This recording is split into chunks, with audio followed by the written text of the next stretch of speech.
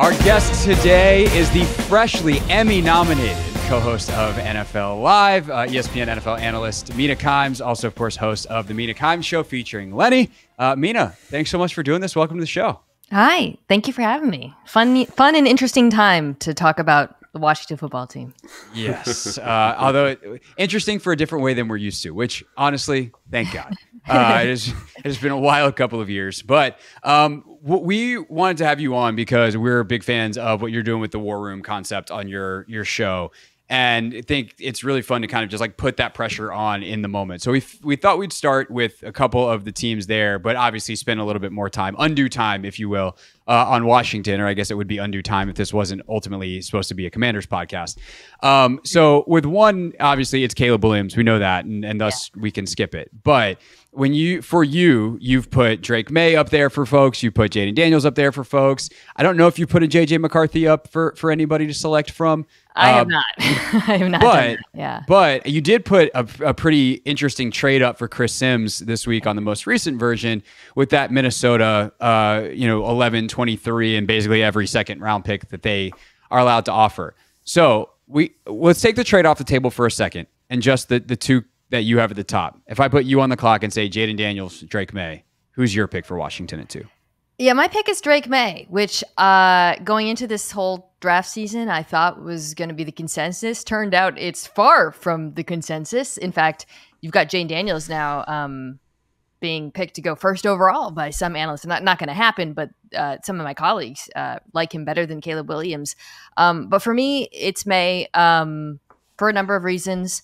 I think the biggest one is I just think the traits at this point, when you look around the NFL and you see the quarterbacks like Mahomes, Josh Allen, Justin Herbert, just that common thread of the unbelievable arm talent with the second reaction ability is something that I see in May, which isn't to say he's going to be any of them, but I think he's very unique in that way. I also think at North Carolina, he faced a ton of adversity this season, really difficult situation, lapses in pass protection, vastly inferior weapons, of course, to Daniels. And I think that explains a lot of the issues at time you saw on tape. So I like his upside a lot. Might take him a second to sort of reach the ceiling, but I think because of how high the ceiling is, I would take him second overall. Is there any reservation about some of the like technical stuff you see on tape? Obviously, excuse me, with like footwork, the drops, kind of the inaccuracies. Like, and you mentioned, like, I think I would be in total agreement with you, right? It's extremely important to like acknowledge his ceiling is probably the highest of anybody in the class outside of Caleb Williams. But like, is he going to get there, right? Allen, they kind of sat with him for 3 years. Mahomes got to sit. All these guys with all these kind of tools that need developmental periods made it happen. Is Washington in a position where they can make that happen? And do you think he can get there? It's a great question about Washington being in the position to start with, and you mentioning that some of those like toolsier, raw quarterbacks having time, or, in the case of like Allen, like a really good situation in Buffalo where it actually took Josh Allen 2 years to really become Josh Allen. They go out, they build, they trade for Stephon Diggs, for example. And I think with Washington, it's a good question because while Washington has the skill players, the offensive line is a huge, huge question mark, even with some of the additions that they made in free agency. That said, I don't think I don't see May as a prospect where issues in pass protection, I think, would affect him necessarily, the whole David Carr example. To me, it would more be about coaching and scheme. And actually, that's probably the bigger question I have is Cliff Kingsbury, also more than the personnel around him. Is he the right play caller to develop him? I do like the fact that there's Cliff Kingsbury, the play caller, and then there's Cliff Kingsbury, the developer of quarterbacks. And I think actually it's that second part that I'm maybe more confident in. And I like the fit more from that perspective because, to your point, there is some mechanical stuff that needs to be cleaned up. Yeah. It's every time you feel like you make a decision, we're just like, all right, the guy that we like is this. And the minute that name comes out of your mouth, you're like, but you're passing up over here. And I think it's also like a patience thing. Washington fans have been waiting for so long. And so for some of them, they look at the Marcus Mariota side and they're like, that dude can't play. You have to take Jaden Daniels. Like, what's your kind of, your as you've looked at this longitudinally over the years, the tolerance for teams to wait actually and have sit. the I know. patience, versus he's playing whoever you out, or draft's kind gonna of the play. He's gonna play. Let's be real. But Like, I think the Allen example is good though, because like he both sat and played at the same time. Like they insulated him in a way that worked. and he played pretty quickly. I mean, everybody plays. The only guys who don't play are like Jordan Love, because you have Aaron Rodgers, Patrick Mahomes. People forget how freaking good Alex Smith was. That finally, like Alex Smith. This is like one of my big pet peeves is the retconning of like Alex Smith's career. Alex Smith's final year in Kansas City was extremely good. Like that offense was excellent, and he was also pushing the ball downfield.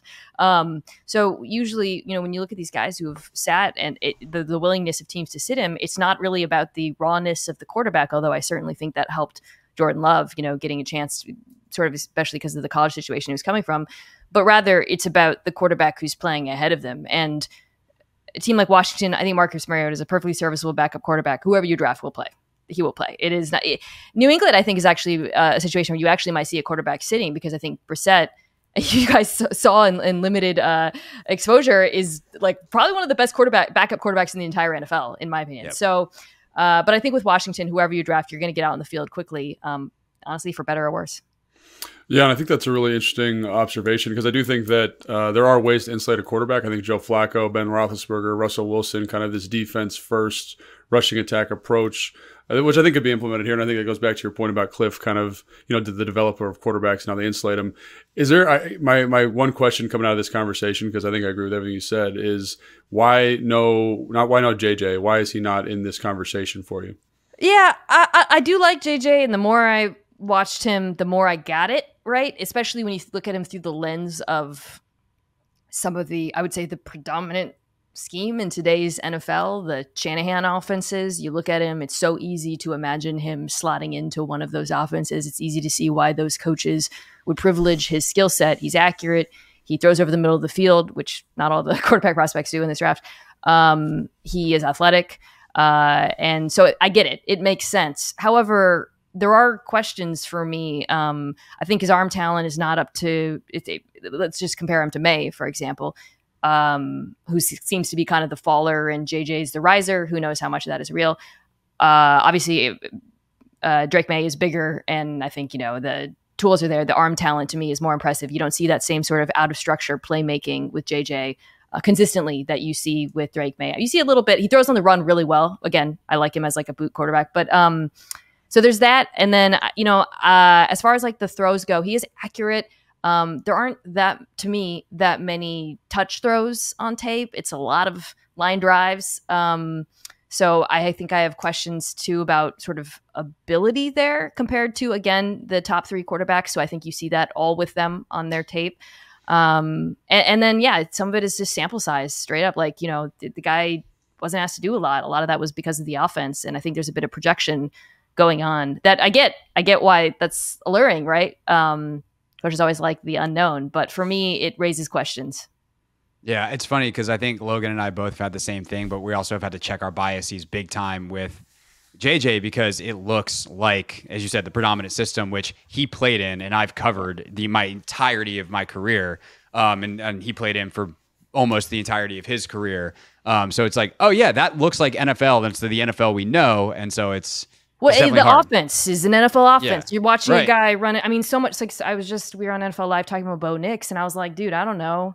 I mean, it's like RPOs and screens and what guys wide open off of it's so collegey. Whereas when you watch JJ McCarthy, it looks like he's under center, he's booting, you see it. So I think it's just a lot easier. And then I think with the success of like Brock Purdy, and he's kind of like, okay, maybe it could be Purdy plus, you see why coaches like it. It's the same reason why Kirk Cousins just got 4 years, $180 million, It's like, right. 100%. I get it.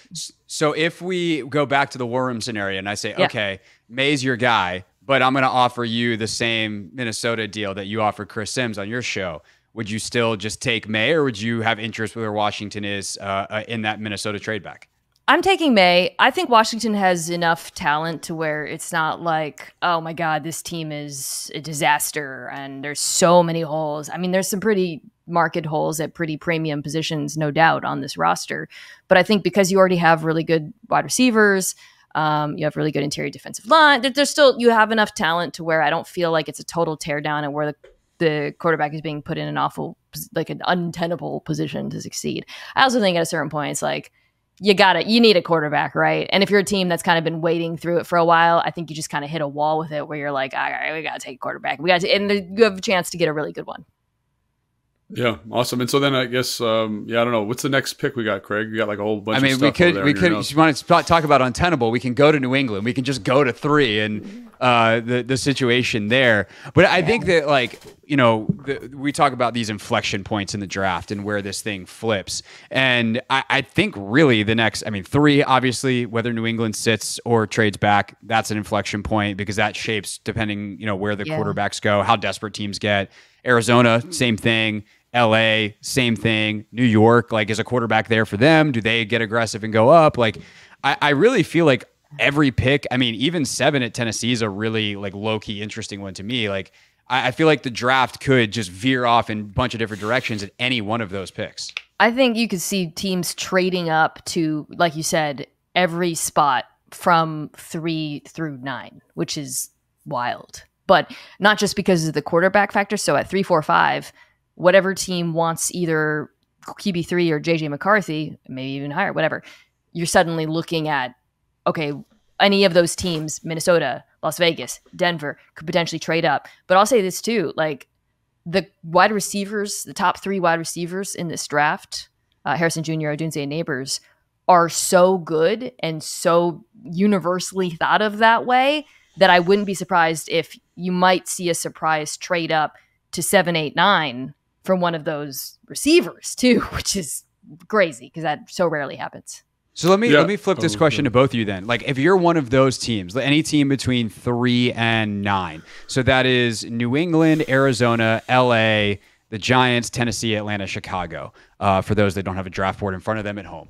Which of those teams most wants to trade back? Like, who benefits the most from getting out of that range? Whether because the player that they like is probably best taken later, they need to get multiple picks. Mina, start with you. Like, who wants to get out of there the most? So originally I thought the Cardinals are the obvious one because that roster has more needs than positions of stability, frankly. Like, you look at that roster, you're feeling good about offensive tackle, tight end, McBride, safety. That's it. A quarterback, right? So, but they do have an extra first from the Texans trade last year and then an extra 3rd round pick. So they have a ton of draft capital. And increasingly, I'm like, at a certain point, you can't. I know their GM likes to trade money off, but like a certain point, you just take Marvin Harrison Jr., man. Like, that's what I would do, honestly. I get it makes sense, but I just think, you know, you got enough picks and you got to start building a roster with really like your core players. The Chargers to me are the team that I would trade down if I were them, frankly, because I think it has been a highly overrated roster now for several years. And suddenly you're looking at it and you're just so many positions of need. So while taking one of those wide receivers would be really tempting, or offensive tackle, they've been linked with Joe Alt a lot, I would really consider taking a haul if it's available to them. Yeah, I totally agree. I think stylistically, like who Harbaugh wants to be, I don't think there's a player there in that kind of range that you feel really good about. I think Joe Alt's a guy that gets a lot of love, but I think he's a little bit more developmental than people want to think. I think Olu Fashanu is kind of a lot of people's too. I don't think he's physical enough, quite frankly, for what Harbaugh wants to be. So I think you're kind of in that J.C. Latham, Troy Fontenot, Amarius Mims kind of range, and I could easily train down to 11 and probably get one of those guys there. Exactly. Talisi Fuaga is the other guy. So I just think stylistically, the culture they're trying to build there, you're looking for a big, mauling right tackle that can block gap scheme runs and be aggressive. So why not get some money in return for the player that you really want, which is later in the draft? Yeah. Totally agree. So that brings us then to 7 and 8, Tennessee and Atlanta, which have been, like, at this point feels like a joke. It's like, okay, Tennessee, pencil in Alt, Atlanta, pencil in Turner. Which do you think is less likely to actually happen that way?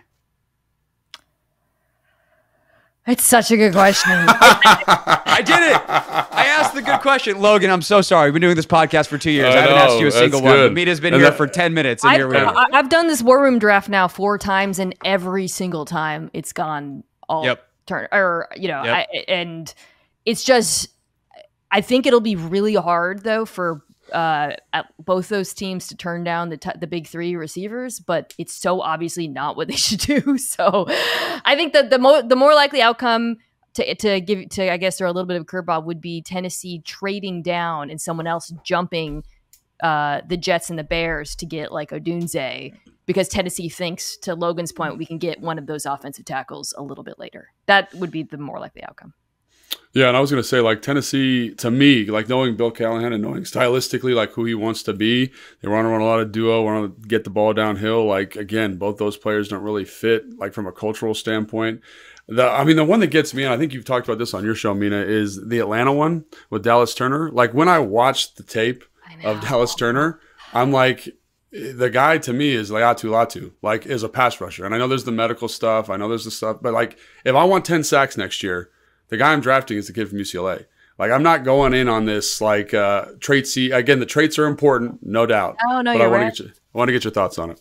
This is a head-heart thing for me, because my heart, I like Latu's tape better. I mean, he's so freaking polished as a pass rusher, and it's so it's so easy for me to imagine him being productive in the NFL immediately. But I try to put on my GM hat when I think about it, and it's like, obviously the injuries are real, and it's something you have to consider. But then, like, you know, with these pass rushers, you do the traits and the length and the athleticism and all of that, and the size and all of it does. I mean, Latu's athletic, though. It's not like he's not athletic. But yeah, I have questioned the fact that I have Turner in chalk there. He does have a lot I like, you know, I think, no doubt, more explosive, for example, but you do wonder, you're like, okay, well, like, where's the production? You know, is this the production of a top 10 pick? And we have seen in recent years, by the way, like, the traits-ier edge rushers have struggled in the NFL. Yeah. You think about Walker in Jacksonville. So I have been wrestling with this as well. And this is something, it's almost like Atlanta, it's kind of a curse for them to pick at 8. And maybe they're a trade down because it does feel too high, right? To take the edge 3 years in a rusher. row that they've been at 8. So, like, literally they are cursed. That's and this is the year, by the way, more than any of those other years, where actually you do want to take a skill player at 8. And they don't need a skill player because of the way they've drafted. Right. So it's like, kind of weirdly, the board is not perfect for them because, so maybe they're more of a trade down team, actually, as we talk this through. The other thing I wanted to ask you is, obviously we talked edge rusher there, is the best defensive player an edge rusher, or is it a corner, or is it a interior defensive player? Because I think, like, I look at, you know, Quinyon Mitchell, and he's my highest rated corner.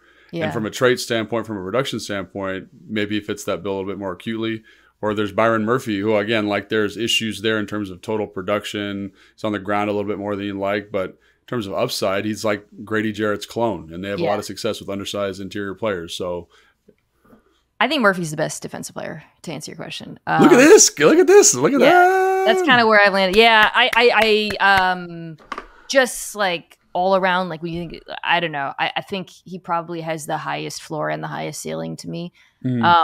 But just because of positional value, I have to go a little bit later. We'll see, though. I don't know. But wait, say that again. Well, like, we just saw all these defensive tackles get paid $20 million bucks. When I say, I meant not positional value, needs, rather, more. Needs, so, like, I got positions you. that the teams need. Yeah. We're about to fight on the show. No. It's a good time to be a defensive tackle. Yeah. And I think, you know, him and Newton, who's the other 3 tech that keeps getting kind of pushed up boards. Like, I think you have to take that in consideration if you're a team picking in the middle, like your Seahawks at 16. The Seahawks at 16 is the kind of the team, but the Rams at 19 are the other obvious thing. Like, it's now, I mean, positional. This is where, like, positional value does help. Like, yeah, there's actually a huge benefit to getting a penetrating 3 tech on a rookie deal for 4 years. And it's why, like, you know, like, I like Bowers could be the faller where a guy like that might rise. Well, so that's actually where I wanted to go next. If we want to get into a fight, we can talk about tight ends, Logan. But you know nothing about that position. Let's talk about that. You know, only played it for 10 years. Not like Brock Bowers did, that's for sure. No, that's for sure.